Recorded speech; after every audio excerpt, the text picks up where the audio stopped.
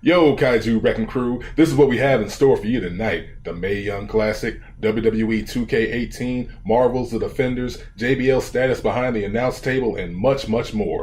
This is your Heel Kaiju podcast. We don't know where this monster came from. All we know is that he's angry, and that he is here to destroy.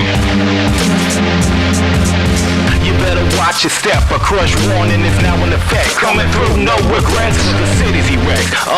Total devastation, the mission and its statement. Watching body y'all come with villainy for entertainment. We'll take a basic riding in the dirt, break his back and laugh at him with a smirk. Throw across the skyline, world champ 2 times. He's got the microphone, sit back and listen up. Heel Kaiju Radio, pull a chair and turn this shit up.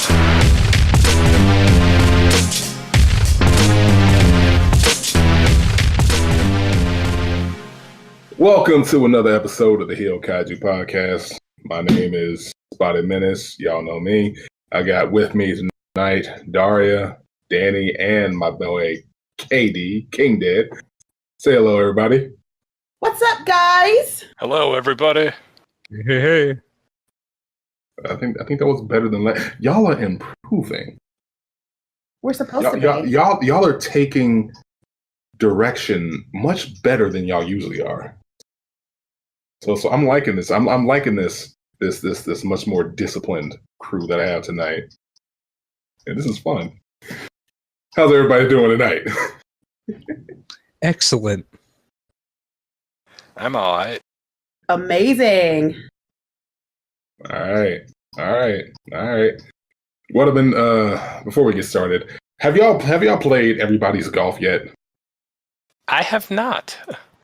I think it's just on the PS4. I think it might be a PS4. Oh, that's why I don't have a PS4.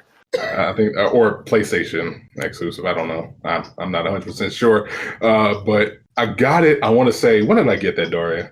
You actually got that, I want to say Friday. Yeah, I've had it for just a couple of days, and it's by far one of, if not my favorite game right now. Create a character. Yay, that really hits one of my notes. Grinding to improve your ability, another one of my notes. And it's also filling the void because when was the last? Actually, there is no really good golf game on the current gen right now. I mean, I know that they had Rory McIlroy's golf, but I tried that and it was. Is that like supposed to be the new Tiger Woods golf? Yes, they tried to give somebody else the Tiger Woods mantle of golf game and it didn't work. Like, it was so stripped down. It had like none of the features, none of the fun, none of the outlandishness that Tiger Woods did, which apparently kind of explains Tiger Woods' personal life right now more than anything. But it just wasn't, it wasn't as fun. It was a waste of like $60 because I gave it a shot. And of course, I bought it digitally, which was a big mistake. But I gave it a try, and it was not worth it. It really wasn't. But this is like $40. It's on PlayStation. I think it's just on PlayStation. It's fun as hell, and it's that weird medium between being incredibly fun and incredibly challenging without being infuriating. Like, if you're good at the game, you're good at the game. And if you're not, you have to get good. And they have ways to kind of handicap you and make it a little bit easier for you. So it's very accessible, very fun, very challenging. Go give it a shot. That's my shout out for today. Before we get on to tonight's festivities, if you want to even call it that. I want to call it that. Fine, go, Danny. Let's call it that. Danny. I need you to be here with me, right here, eye to eye with the brother. Can you do that for me? I feel like you got to grow a few inches to get eye to eye with me. Bruh! You're a little guy. I don't know what to say. You're a little guy. Monday Night Raw. We're moving on. Monday Night Raw. Because I will not stand for this slander. I will not stand for it. So Monday Night Raw, August 28th. I almost said May 28th. August 28th. Oh, he won't stand for it because he doesn't want everyone to see how short he is. Homie.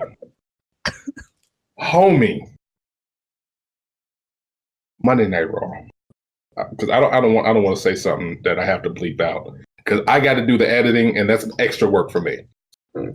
So we're not going to go there. Monday Night Raw was in Memphis, and it was awesome. In attendance, it was Daria and myself wearing HEELKAIJU merch. Once again, check it on the website, HEELKAIJU.com. Hit that store button and grab a shirt. We're going to have more coming. Okay, I said that was my last plug. This is really my last plug. I'm being good right now. But Monday Night Raw, we were in Memphis. We were at the FedEx Forum, wearing our shirts, really close to the ring, having a blast. While my stupid self thinking, "Hey, it's almost September. I could wear pants." Nope. All the sweating, all the bumping, all the loud children behind us yelling, and I'm pretty sure I got spat on like twice. Oh God. But that does not amount to me distracting the wrestlers. Yeah. So we're close up because we were incredibly close. So I'm gonna let Daria tell that. So we were close up. And what was the match? It was the first match, Derek. What was it called? It was the Battle Royale for the number one contendership for Mrs. Intercontinental title. Right. So, of course, all the people that were in there, the Hardy Boys, Apollo Crews, Goldust, R-Truth, you name it, were in the ring. So Goldust and Apollo Crews were by us, and Goldust kind of like had Apollo Crews pinned. So I'm kind of going like, "Yay, Apollo Crews! Let's go, Apollo Crews! Yay!" And as I was saying that, he gets pinned by Goldust, and I'm like, "No, Goldust, that's disrespectful." I kid you not. The wrestlers, like Goldust and like a few of the wrestlers, literally stopped doing what they were doing to crack up, and I was like, "Oh my God. I'm going to get put out. They're going to put me out." Well, she wasn't alone because there was a father like to the left of us with his son on his shoulders, jawing at the Miz throughout pretty much half of the match, and the Miz was responding to him. Like he would turn away and just yell right back, and it was actually kind of fun getting that close and that personal with the action.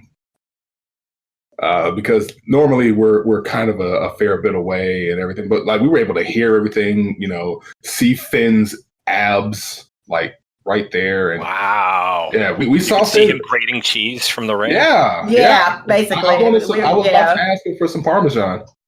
I needed something because like bruh is like ripped, and I thought it was just like I thought it was like that skinny ripped. You know what I mean?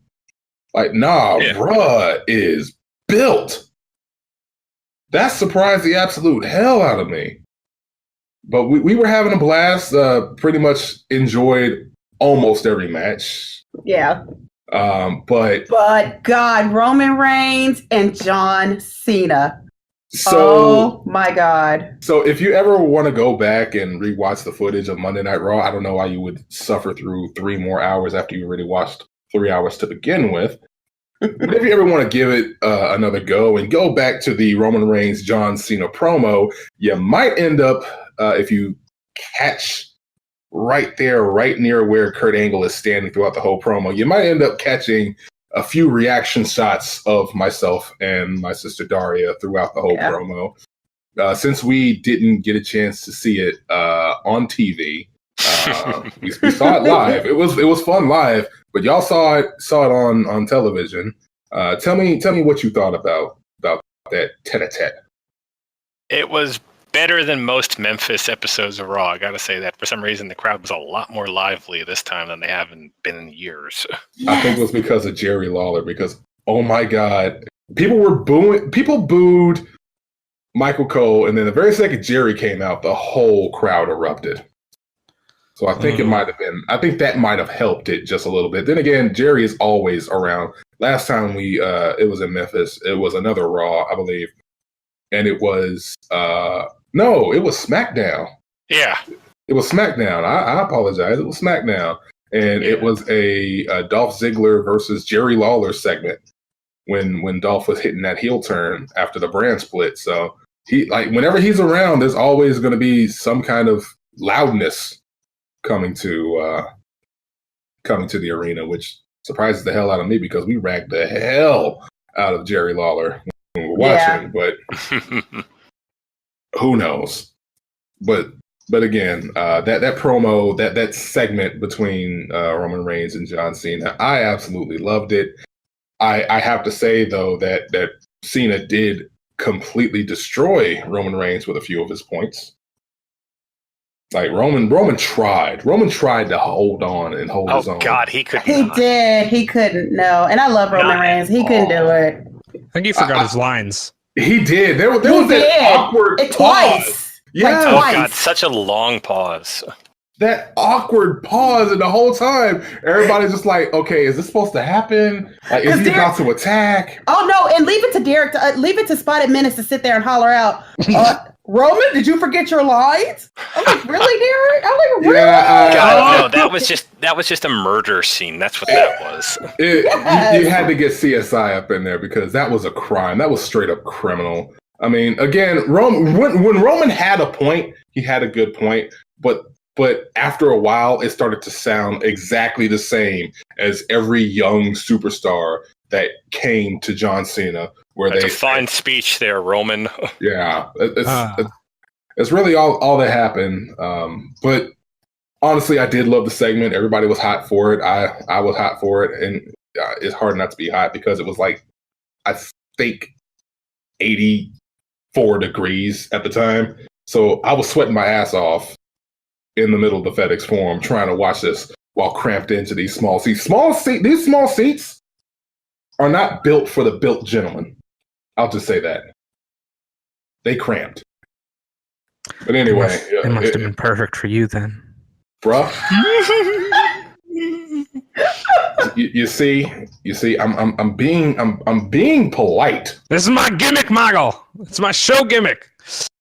Speaking of Moggle. Hold on, wait. I'm hitting that segue. I'm using that as a segue. I'm killing the segue. I was going to say, were there people in the crowd around you who actually thought that they were shooting? Because there were people on Twitter who thought that was a shoot, and I just did not get that at all. Wait, between Roman and Cena, like, they're shooting, Michael, they're breaking the fourth wall. I was like, that's so rehearsed. No. That's so written for them. No. I don't know who thought it was. There were various people who thought that was a shoot, and I just didn't get it. I can't. I don't see how you get that worked into it that you believe that was a shoot. I don't get it because.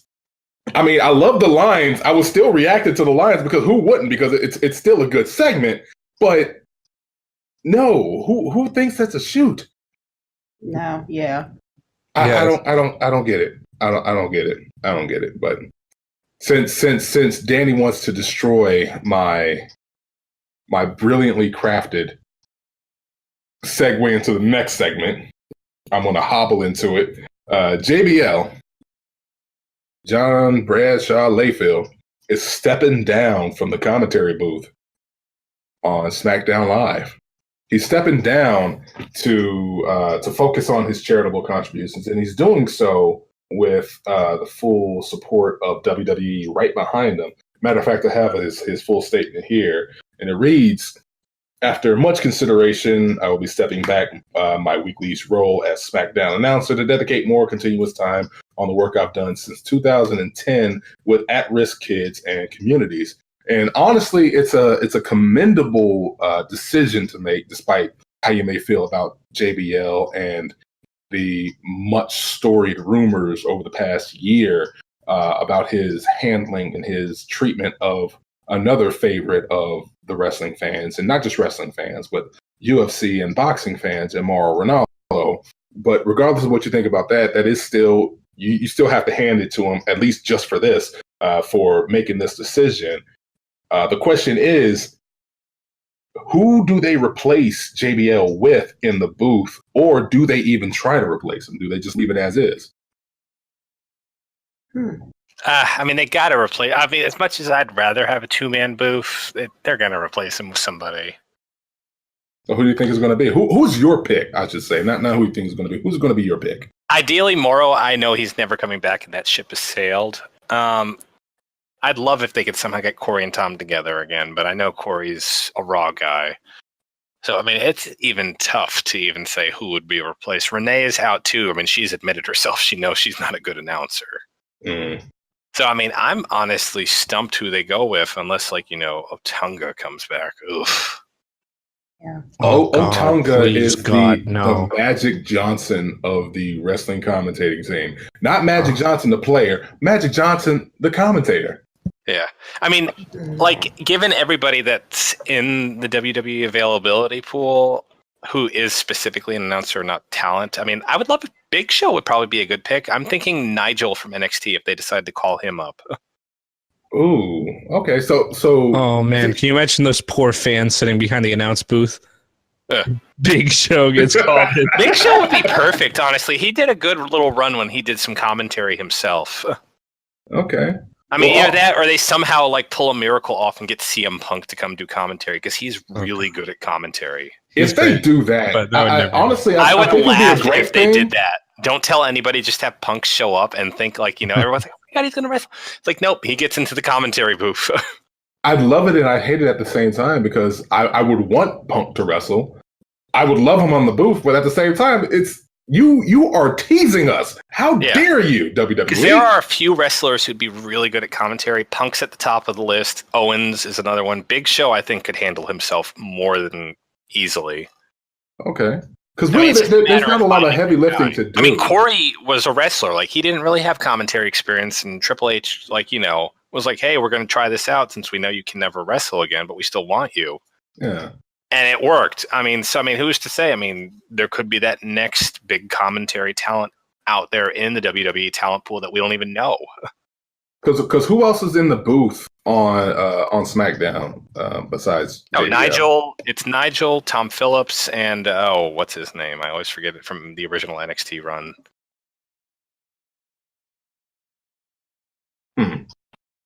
Well, oh God, I'm forgetting his name. He's not really a color commentator, though. I think you have to replace JBL with someone who's like his moral equivalent, Yeah, I mean, it's got to be a color commentator. Yeah. Like perhaps Satan. Oh, Percy Watson. Sexy Star is a good choice. Satan? Yeah, but it's Percy Watson's the ghost of Benoit. Color commentator. Yeah. I mean, Nigel is basically the color commentator that would be available, even though I really enjoy him on NXT and don't want him to see him leave. Yeah, that's going to be the biggest problem because anybody you pull up from NXT now has to commit themselves to a traveling schedule, whereas in NXT, you just. I don't really know though. I mean, because it's a 1 show a week deal. I mean, he's just traveling 1 show. I mean, SmackDown commentators don't go around, from my understanding, at least. Yeah, but I mean, I don't know. I think it's just still a much bigger commitment than probably one that he initially signed on for. I'm thinking it might end up being like a rotating cast even, until they find something that would be pretty awesome, like having a new commentator each week. I mean, Daniel Bryan would be another one who'd be good. Like, I loved him in Cruiserweight Classic, but he decided for some reason, it's like, well, I'm going to take over. Right. I think he'd be a perfect color commentator. He's so passionate and enthusiastic. Honestly, that's what they really need, just in commentary in general. Because anytime you get a little bit too lifeless, it really makes the product take a hit. So having somebody like Daniel Bryan or anybody who's really passionate about the product, not just product but just wrestling in general, would be perfect to really fill the void. They just need to have the chemistry to work with the rest of the booth back there on SmackDown Live. And honestly, if I had to compare the two, I don't know, maybe it's just the fact that SmackDown's only 2 hours long. But if I had to compare the two, I enjoy SmackDown Live's commentary even more, if only because I get to crap all over JBL and make as many Maggle jokes as possible. Maggle! They're shooting Maggle! I know that she doesn't really want to do it, but Renee Young would always be good. She says that, I think she commented about it on Twitter. She says that she didn't think she was a very good commentator in NXT anyway. But my God, you don't even have to be good at it. Like, JBL's terrible. I was gonna say, and also JBL is not all that good. We all love Renee anyway, so even if she wasn't like the best commentator, it'd still be a huge improvement. Yeah. Well, the only reason why Jerry Lawler was in Raw this past Monday was because Booker T was still in Houston because of Hurricane Harvey. So what could end up happening is we could end up having Booker T show back up on Raw and have Jerry Lawler fill the void that JBL left. I mean, that seems like it might. No. That seems like the most plausible thing. Not the best thing. Get Jerry Lawler away. I just saw him walk to the ring. I just saw him walk to the booth on Raw. I didn't actually have to endure hearing him. So why does I mean Jesus? That's like Memphis's champion. Jeez, I don't know why. I honestly don't know why. That's sad. Again, I know way too many people. Here? Yeah, I know it's Memphis wrestling. He's Memphis royalty. Yeah, but he's just so shitty. He is, but like he's got restaurants here. He does commercials here. Hell, even when we were just traveling, yeah, he's got many. He's got warrants here. Yeah, but even when we traveled from Chicago or even Cincinnati or even Louisiana up here to Memphis, everybody knew Jerry Lawler because we would stick around our Aunt Thelma's and Velma's house, and despite all of the gospel stuff, there would be a small TV in the kitchen that would show Memphis wrestling, and you would always manage, like almost without fail, you would always manage to catch a Jerry Lawler segment or match somewhere along the lines, right? So, like, you can't have Memphis without Lawler. Yeah. But I honestly think that might be the most plausible thing that they go for, at least in the short term, or in the interim. That's what might happen. But who knows? Who knows? Maybe we get somebody new. Maybe we get a new face. Here's hoping, because a fresh face is always a good thing in wrestling. Moving on, we have updates about the sexy star Rosemary situation. Ooh. This isn't so much gossip as it is just like, updates from the horse's mouth or the Rosemary's.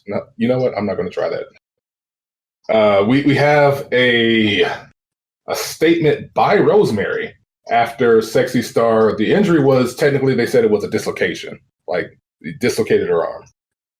And Rosemary did screenshots and took to Twitter after taking 24 hours of silence after the incident, and really put to rest any ideas that this might have been a work. Like this was legit, and there is heat right now. I'm going to throw that link in the description, but basically it's going like this. She says, "Let me make this perfectly clear. If you take liberties with somebody's body when they are giving it to you and trusting you to keep them safe, you are not tough. You are an asshole, and you don't belong in the business." Sexy Star decided to do this at this weekend at Triple Mania, and while I have remained quiet on social media until I was more calm to address the situation, I have been informed that she is telling people it is a work. So apparently it seems like Sexy has been trying to lessen the blow of this by saying that it was just wrestling, that this just happens in the ring, that everybody knew what was going on, and it just kind of went out of hand. And Rosemary just put that to bed by going, "Nope, this was legit. She really tried to hurt me. This is really messed up. I can't believe this happened." Pretty much. And as a result... Yeah, and I'm kind of bummed about that because I really like Sexy Star. Like, I was really one of her campaigns, and this happens, and it kind of changes a little bit. It really changes your perception about the character and the person, mainly because, like, if you only got your first impression of Sexy Star through, say, Lucha Underground, of course you're going to pull for her because she's the underdog in there. You really don't get much. You don't really know much about not just the character, but the person behind the mask, the person behind the character, and how they work. You really just have that one medium that shows you who they are. And the more you learn about her, it makes it harder and harder to suspend that disbelief that this is somebody new, somebody different than who they portray themselves out to be, like in the locker room or out in public. And as a result, at the very least, there are like a few indie promotions that saying that they are going to blacklist. The one we got a definite confirmation on is WrestleCade. They released a statement on Twitter saying that the WrestleCade team has read online reports, watched the video, and saw both deleted and still posted tweets regarding the incident between Sexy Star and Rosemary. They say that there is no place for this in professional wrestling. Therefore, we have made the decision not to bring Sexy Star to WrestleCade weekend. We're sorry for the fans who are looking forward to meeting her, but we encourage you to read the reports, and we hope you'll agree with our decision. And that got a lot of kudos from some smaller promotions. I know Wrestle Circus said, they stand behind WrestleCade and basically distancing themselves from any future engagements with Sexy Star. As a result, do you agree with them basically distancing themselves and pushing away Sexy Star for the foreseeable future? Yeah, she's a crap person. She's done though. I mean, she's like everything I've read basically gives a summary. She's an awful person. So I mean, there's no reason for her to even stick around. Yeah, apparently she tried to give her take on it. I don't have that up right now, but it was basically a sometimey answer of like, you don't know my heart kind of yeah, statement. I mean, basically she's a full of herself person who's unsafe to work with to begin with and only gets by thanks to political maneuvering. Yeah. Kind of like Seth Rollins, am I right? You leave Roro alone, all right? But yeah, there are a lot of people who are in full on agreement that people like that do not belong in the business, and it's not small name people. It's a few people who are known around the business. Like even Road Dogg said he would never, want to have her in the locker room. Like it's been like it's not one of those secrets. It's basically like an open information thing that she's an awful individual, and it's like this is just like the most egregious of incidents, and it's like now everyone else knows she's a crap individual. Yeah, it's a shame. It really is a shame. It just bums you out even more because it's like, ugh. Like, it's frustrating. You want? It's like why can't you just be better? I don't know why. But she was good already. She was good already. But like she was good in the ring, but like outside of it, she needs to be better because like she basically has the world like on a silver platter, at least when her positioning in Lucha Underground, pushing her to the mainstream as this like just straight up using that as a platform.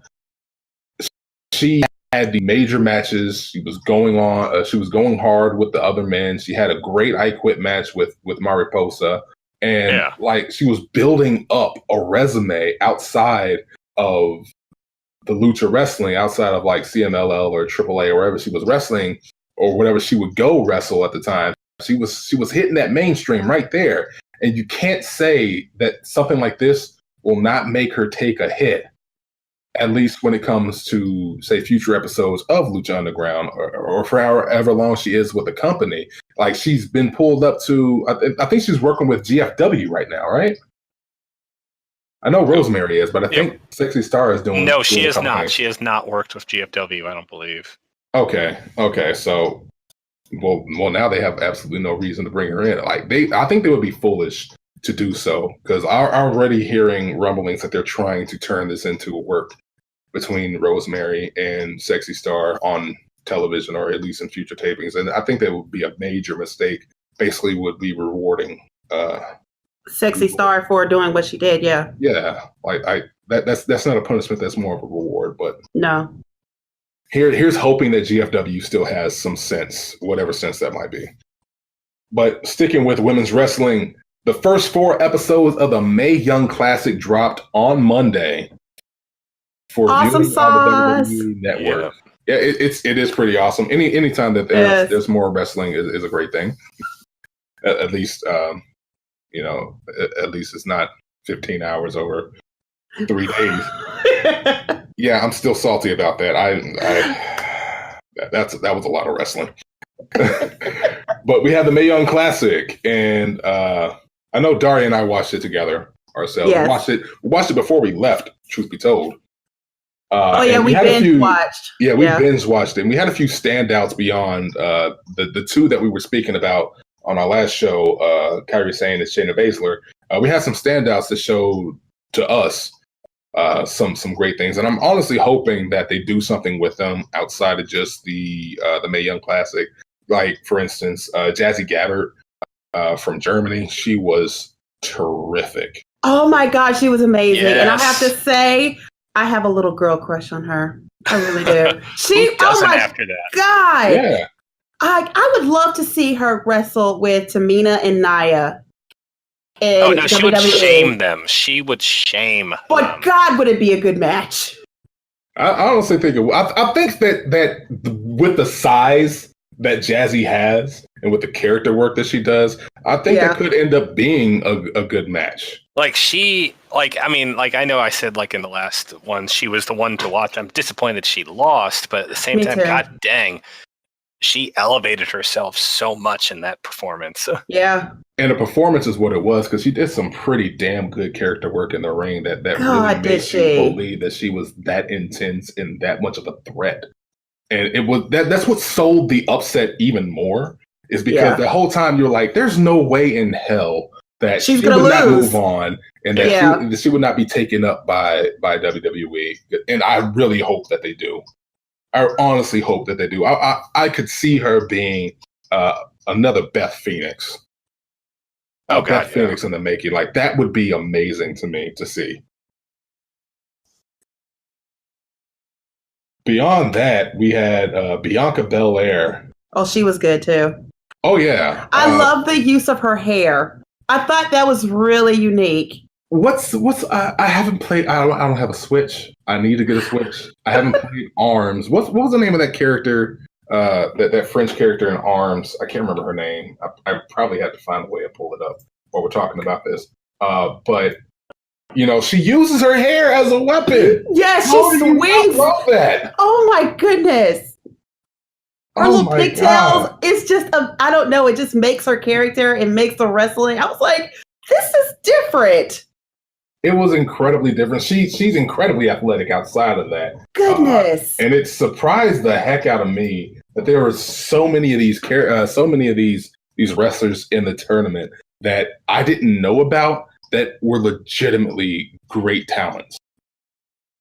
That it very well could have just been their standouts that they wanted, that that they wanted to push forward into the tournament, going up against a couple of scrubs. But everybody from top to bottom showed that they were proficient in the craft, showed that they belonged there, despite whatever losses that they had, despite whatever upsets that they had.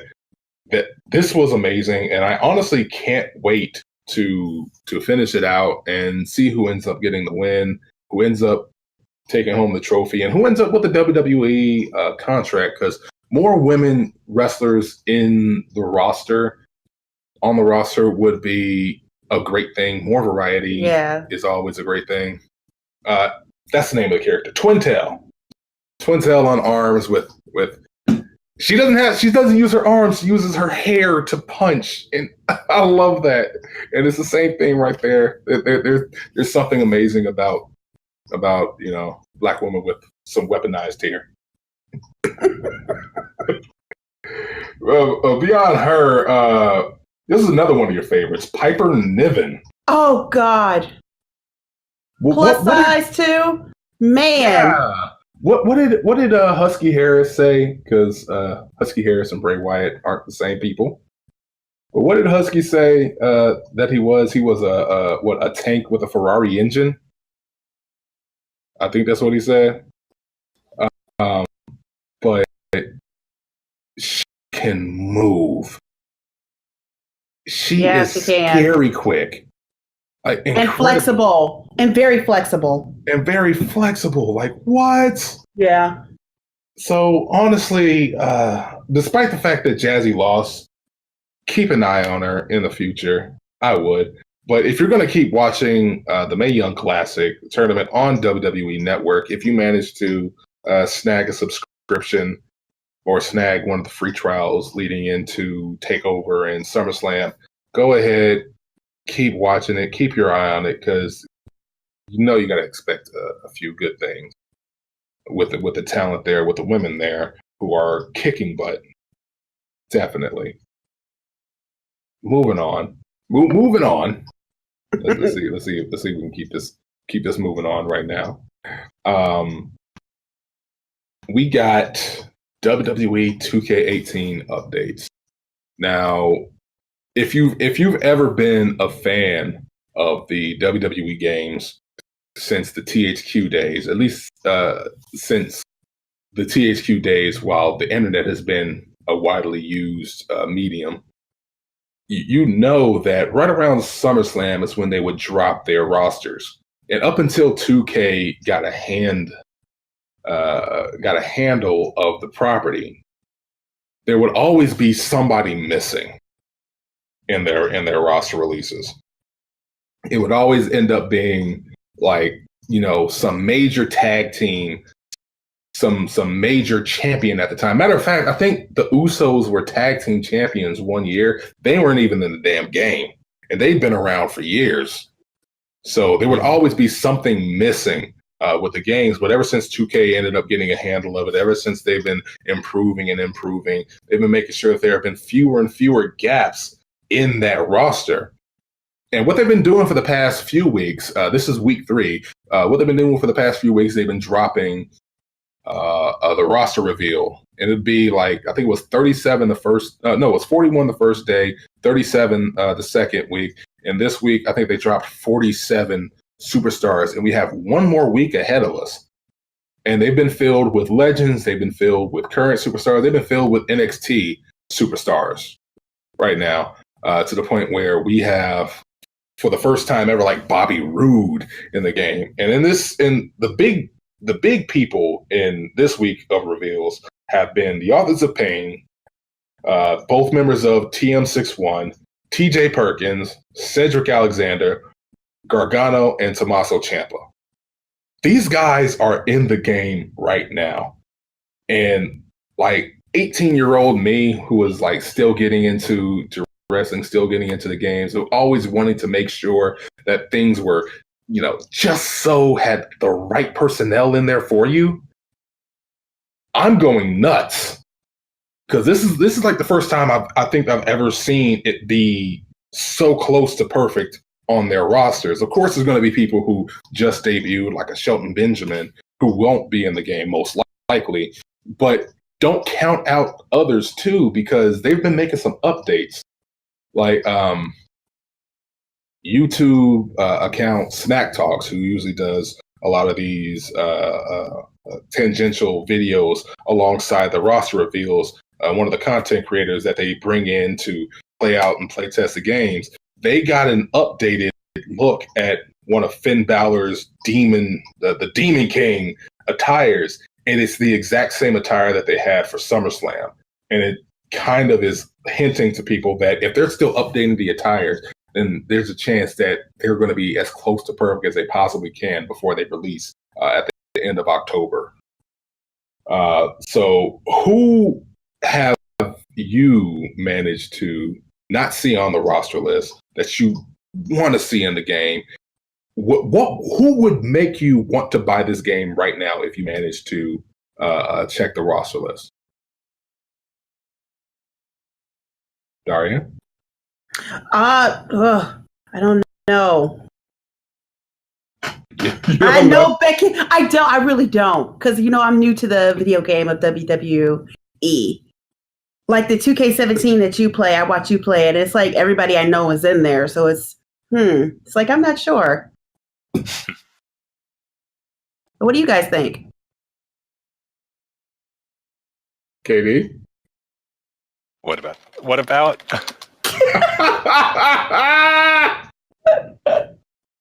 2K18? I mean, they're going to have like a ridiculous amount of people. Oh, just it's like my heart. I think the better question is who's not going to be in it.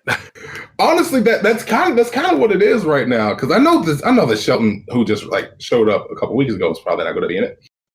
But you know, Drew McIntyre might be in it. Yeah, I mean, honestly, I'm picturing Mae Young shows up in it. You know what?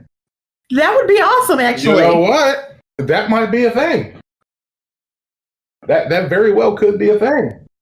I mean, then again, it might be old Mae Young, and you get to powerbomb her through a table like the I hope they don't do that to her. I hope they don't do that to her. I mean, why not? WWE did it to her. Well, that's true. They did.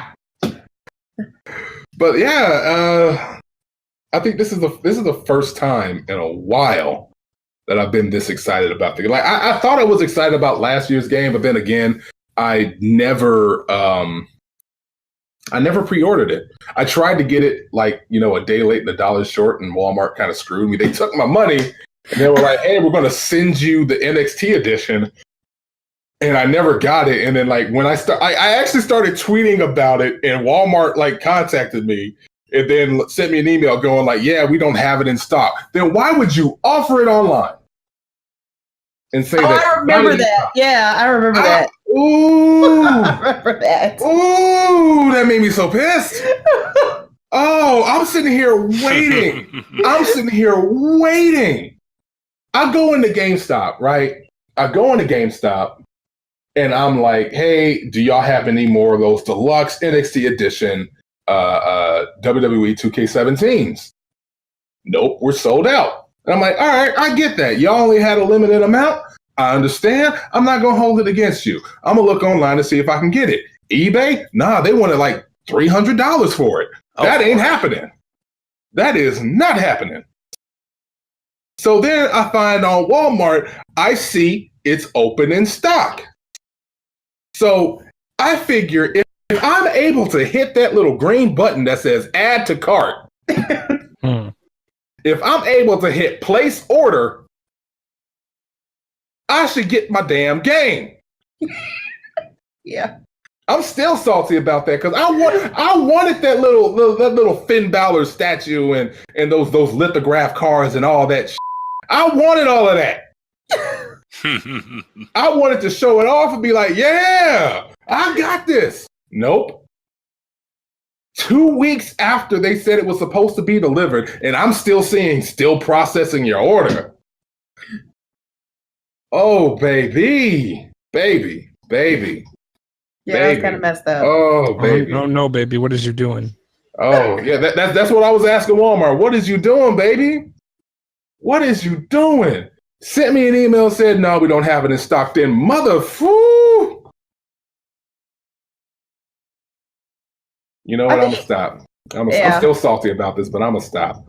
I'm going to stop before I say some words. Who knows? One day we might get a little sponsorship deal from Walmart, and they roll back through this report, and I'm sitting here talking shit all about them, and they'll be like, "You know what? I'm taking our money away." No, I don't want to keep going. I don't want to keep going. Danny, why aren't you holding me back, Danny? That's your job. You're supposed to be keeping me in check, and here you are, just letting me go off on the tangent. God bless. God dang. Anyway, as I said, we got one more week of roster reveals. Keep an eye on IGN. Keep an eye on several YouTube channels. I think it's next Wednesday is going to be the last week of roster reveals. And honestly, I'm hoping that they show us some gameplay footage outside of the pre-builds that they've been showing to a few of the people that they brought out for SummerSlam to record and show the capabilities, the unfinished product of 2K. Because if the roster is any indication of how much detail that they're putting into this game, then here's hoping that the rest of the game is great, that they put a lot of more detail into making it more fun to play, much more accessible. And who knows, I might try to get a capture card and run through episodes of my WWE career, let y'all see who the man Daryl Dunn is. I already got names and I got finishes and everything because I'm indecisive and I change every second. Ask Daria. Like she'll watch me play. She'll watch me play one day and he'll look one way. She'll watch me play the next and he'll look completely different. Yeah. So here's hoping that we can add that other thing to the content that we provide here at HEELKAIJU.com. Maybe we get our own YouTube channel up. But that being said, let's move along before I get heated again. God damn it. God bless you. God bless. Don't worry. I did pre-order this time. I made sure to get ahead of the 8 ball on this one. Okay, good. So there's going to be no issue this year. We hope so. It better not be. We hope so. I will go Godzilla on a mug. Okay, moving on. Forget going ham. I'll go Godzilla on GameStop if they mess me up. But moving on, as you said, moving on. So on Twitter, we managed to catch a glimpse of the set for Luke Cage, the second season of Luke Cage that's going to be showing up on Netflix. I think it's next year. Yeah, I think so. I think we're going to have that second season of Luke Cage. And we saw Misty Knight's arm, the bionic arm. Not really much of a spoiler if you know about the character, since it all happened during the Defenders. Speaking of the Defenders, Katie, have you seen it? I have not. How is it? It's amazing. It's good. It's God. It's watchable. It's very, very. It's only 8 episodes. It's only 8 episodes, so it's a very short season. But it's one of those things where it gets in, does what it needs to do, and gets the hell out. Yes. It doesn't try to linger. It doesn't try to hit you with those same notes over and over and over again, where you start feeling bogged down by it. So it does what it needs to do. It does the job that it does, and it does it well. It does it succinctly. Wow, D, you know how to speak. What the hell is going on with you? My God, brother, man, help me. Anyway, but we saw Misty Knight's new arm, and honestly, that's starting to get a few rumors going as to whether or not we're going to get a Daughters of the Dragon series, which would be Misty Knight and Colleen Wing from the Iron Fist show that my sister and I still haven't seen because. Oh God! If his presence in the Defenders is any indication, then like you have. I really don't care to see it. Yeah, I really don't. I honestly don't. And it's like we're coming into the Defenders with no prejudice. You know, we wanted to give everybody their equal share. Daredevil killed it. Luke Cage killed it. Jessica Jones killed it. Danny Rand tries. He tries. Mm-hmm. I don't know how hard he tries, but he tries. So, retroactively, we might end up catching Iron Fist because Daria and I, we just finished binge watching the first season of Supergirl, and oh my God. Oh God. Matter of fact, can we digress for a second? Can we? Have you guys seen Supergirl? I watched a few episodes of it. I have not really checked out too many. 1, it's so slow. 2, it makes no freaking goddamn sense. It's like okay, Superman and Supergirl from the same planet, correct? Yeah. So they are susceptible to the same crap, right? Right. Yeah. Should be. Yeah, that's not what's mimicked in the show. Oh God, the ending of the first season pissed me off so much. My God. How they explained incapacitating Superman. That pissed me off so much. It's like, okay, so we have this thing where, you know, it affects all humanity. So why does it affect Superman? Well, despite being born on Krypton. Oh, God. He's been on Earth since he was a baby. I'm like, that makes no freaking sense. That doesn't make any sense. He's still from the same planet as Supergirl, so why is it not affecting Supergirl then? And Supergirl's been on the planet for a hell of a long time. So then it should affect Supergirl. It's still been there. It still should have had some effect. No, it did. Oh, God. Something. Anything. But oh my God, the first season of Supergirl was a slog to get through. It was a chore. We had to drink. I had to buy Hennessy Black to get through the first season of Supergirl. I couldn't do it. I couldn't do it sober.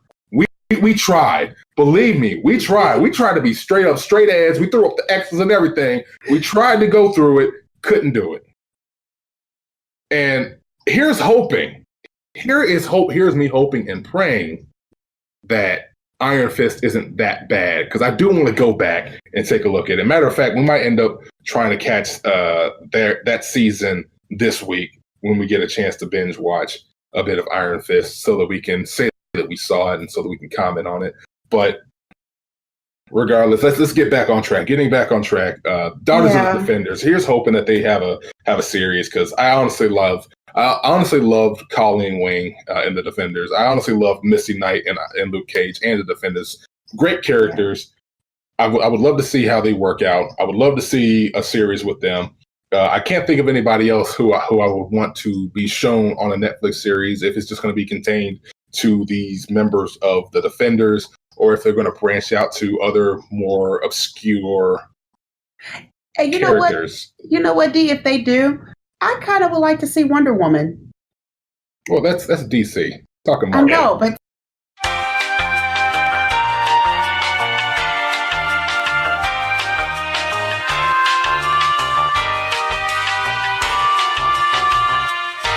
Take two. Where's my clacker? I'm clapping my hands. That's how lowbrow we are right now. Wow! What the hell was That's that? our clack. Wow! I can't edit that out. I'm just gonna leave it. I'm just gonna leave it and be like, KD, you nasty. You nasty. But despite that other technical difficulty that we might manage to have or not, depending on if that thing captured all of our footage prior to this, which if it didn't, I'll be a sad kaiju. Very sad. But anyway, that's the end of our discussion on Netflix, because Craig decided to say that it was the end of our discussion on Netflix by just dropping us. Damn you, Craig. Come on, Craig. But all of that levity, we have to bring up a very sobering topic to end our night. The hurricane that devastated much of southern Texas in the Gulf, Hurricane Harvey, ripped through and displaced thousands of people. And it's really kind of tough to talk about, at this point, because you're seeing pictures and you're seeing video of the devastation, people who ended up losing everything in just mere moments. And the one thing that we can really take as any kind of, there's no positive, but one thing that we can see that we've been shown to us has been people banding together, not just to rescue, but to volunteer their time, their effort, their money, anything that they can to help these people out, to help these Americans out. And we're taking a page from that, because we figure if we can do anything, if you can do anything, then we might as well try to arm ourselves and you, the listener to our podcast, with the means to do whatever you can to help out, to be of service to your fellow human in their most trying time. If you can donate food, we'll have links for that. If you can donate blood, we'll also have links for that. I know that there are humane societies that taking donation, because people had to leave with their pets who are essentially their family members. And a lot of places won't be able to take them in. And that's going to be one of the biggest, most heart-wrenching things that they go through to compound the loss that they are facing in the aftermath of Hurricane Harvey. So you can donate to the Humane Society. You can donate to South Texas Blood and Tissue Center. We've got links to donate to the Houston Food Bank. We've even have links to donate for the LGBTQ disaster relief fund. Really, anything that you can do, any little bit helps. I know what we did on behalf of this podcast, on behalf of the people who contribute to our website. We ended up donating $500 to the Houston Food Bank. And it may not be much, but just really anything can help. So if you're listening to this, if you're following us on SoundCloud, if you're following us, because now we're on iTunes, if you're following us there, if you're following us on our website, we will have links available for you to donate what you can and to really give your help to those in need. And on that note, on that sobering note, I think that's where we're going to bring it to an end. I want to thank everybody for coming out tonight. My sister Daria, Danny, and King Dead, some people that I really, really do appreciate. I really do find to be some of the best people that we could have. Here's hoping that you find people just like them. So, y'all have a good one. Keep smashing. Deuces. Bye-bye. See ya. Bye-bye.